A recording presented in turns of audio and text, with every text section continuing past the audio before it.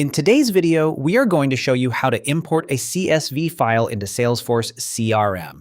First, log into your Salesforce account and make sure you're on the homepage. You'll see your main dashboard here. Now, Salesforce lets you import CSV files for contacts, leads, and many other record types. In this tutorial, we're going to focus on leads, but the process is almost identical for other record types. So let's start by clicking on Leads from the left menu in your dashboard. Once you're on the Leads page, you'll see an Import button at the top. Go ahead and click on that.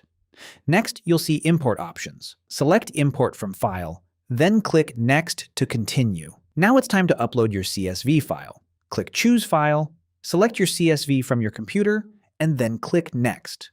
This brings you to the field mapping screen. Here you can review how your CSV columns match up with Salesforce fields. Take a moment to check this looks correct. Once you're happy with the mappings, click Start Import to begin the process. And that's how you import a CSV file into Salesforce CRM. If this helped, drop a like and subscribe for more tutorials like this.